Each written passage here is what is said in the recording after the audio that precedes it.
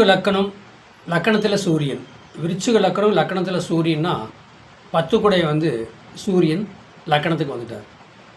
ஒரு பொண்ணுக்கு அவங்க அப்பாவை நல்லா பிடிக்கும். அப்பாவை நல்லா பிடிக்கும்.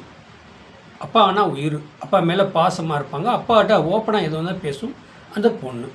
பையனை விட ஒரு பையன் பொண்ணு இருக்குன்னா பையனை விட பொண்ணு அப்பாவோட பாசம் பற்றா இருக்கும் அப்படி சொல்லலாம். பொதுவாக எடுத்துக்கலாம். ஒரு விருச்சிக லக்கணம் லக்கணத்துக்கு 10 குடை சூரியன் லக்கணத்தில் வந்துட்டார். விருச்சிக லக்கணத்தில் செவ்வாய் ஆட்சி பெற்றிருக்கார். அப்போ செவ்வாய் ஆட்சி பெற்றிருக்கும்போது சூரியன்னா அப்பாவா தகப்பன் சம்மந்தப்பட்டதா. அப்போ அந்த சூரியன் லக்கணத்திலே இருக்கும்போது செவ்வாய் விருச்சிகத்தில் ஆட்சி பெற்றிருக்கார்.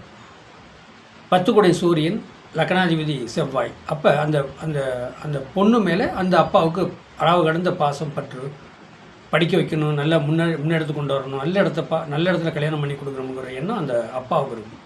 அந்த பொண்ணுக்குமே லக்கணாதிபதி ஆட்சி பெற்றிருக்கு சூரியன் கூட இருக்கும்போது அப்பா மேலே ஒரு தனி கருணை, தனி பாசம், அப்பா நல்லா இருக்கணும் அப்படிங்கிற ஒரு ஆசை அந்த பொண்ணுக்கு இருக்கும். அப்போ விருச்சிக லக்கணத்துக்கு இப்போ நம்ம கலத்திரம் அப்படின்னு சொல்லப்போனால் ஒரு ஆண்மகனுக்கு சுக்கிரன் தான் கலத்திரகாரகன், ஒரு பெண்மகளுக்கு செவ்வாய் தான் கலத்திரகாரகன். அப்போ அந்த விருச்சிக லக்கணத்துக்கு மகரத்தில் சுக்கிர பகவான் இருக்கார், ராகு இருக்கிறாங்க. அப்போ அந்த லக்கணத்துக்கு 4ஆம் இடம்.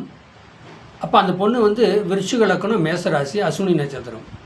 அப்போ அந்த விருச்சிக லக்கணம் மேசராசி அசுனி நட்சத்திரம். மேச லக்கணம் மேசராசியும் செவ்வாயோட வீடு, விருச்சிகமும் செவ்வாயோட வீடு. அப்போ இந்த சுக்கிரன் விருச்சிகத்துக்கு 3ஆம் இடத்துல மகரத்தில் உட்காந்துக்கிறாங்க சுக்கிர பகவான், ராகு பகவான்.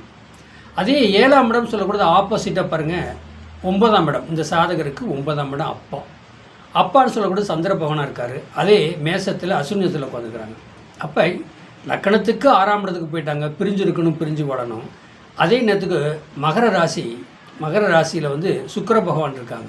அவங்க உச்சத்தை நோக்கி போயிட்டுருக்கிறாங்க.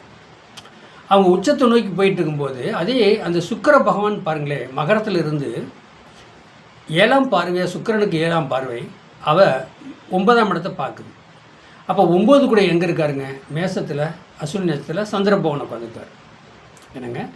ஆனால் அதே நேரத்துக்கு பாருங்கள், இந்த மகரத்திலிருந்து சுக்கிரனுக்கு 4ஆம் இடங்கிறது சுகபோகம், 4ஆம் இடம் தாய், வண்டி, வாகனம், வீடு, மனை. அந்த இடத்துல சந்திரபவன் இருக்கும்போது அப்போ இந்த பெண்களுக்கு அப்பா மேலே ஒரு அதிகடந்த பாசங்கள், நட்புகள், அப்பா நல்லா இருக்கணும், ஆரோக்கியமாக இருக்கணும், உடம்பு எந்த பாதிப்பு வரக்கூடாது, அப்பப்போ இது சாப்பிடாதீங்க அது சாப்பிடாதீங்க இப்படி தான் இருக்கணும் அப்படிங்கிற ஒரு கண்டிஷனில் அந்த பெண்கள் இருப்பாங்க. அப்போ ஆண்கள் ஒரு பக்கமாக இருப்பாங்க. எப்படின்னா அதை கண்டுக்கவே மாட்டாங்க, அப்பாவா இருக்கிற ரைட்டு அப்படிங்கிற மாதிரி ஒரு கணத்தில் போயிட்டுருப்பாங்க. இப்போ லக்கணத்துக்கு 4ஆம் இடத்துல சுகஸ்தானத்தில் சந்திரன் இருக்கார், சூரியன் இருக்கார், அப்பா மேலே பாசம் பற்றா இருக்கும். லக்கணத்திலே சூரியன் இருந்தாருன்னா அப்போ அந்த அப்பா மேலே அது அதிபாசம், அதாவது ரொம்ப நட்பு பாசமாக பெண்கள் இருப்பாங்க அப்படிங்கிறது உண்மை. விருச்சிக லக்கணத்துக்கு 2ஆம் இடத்துல குரு இருந்தால் படிப்பில் சிறந்து விளங்குவாங்க. புதன் அப்போ விருச்சிக லக்கணத்துக்கு 11க்கும் 8 கூட புதன் 2ஆம் இடத்துல வந்தால் கல்வி கொஞ்சம் தடைபட்டு மறந்து பயந்து அதை படித்து முடிப்பாங்க அப்படிங்கிற ஒரு கணக்கு இருக்குது. அப்போ அப்பா மேலே பாசம் பற்றா இருக்கிறது லக்கணத்திலே சூரியன் இருந்தால் அப்பா மேலே பாசம் பற்றா இருப்பாங்க. இதுதாங்க சாதகம். அதாவது எப்படின்னா என்னுடைய சேனலை சப்ஸ்கிரைப் பண்ணுங்கள், பெல் பட்டன் பண்ணுங்கள், மற்றவங்களுக்கு ஷேர் பண்ணுங்கள். 95 14 77 10 74 இந்த நம்பருக்கு வாட்ஸ்அப்பில் சாதகம் அனுப்புங்க.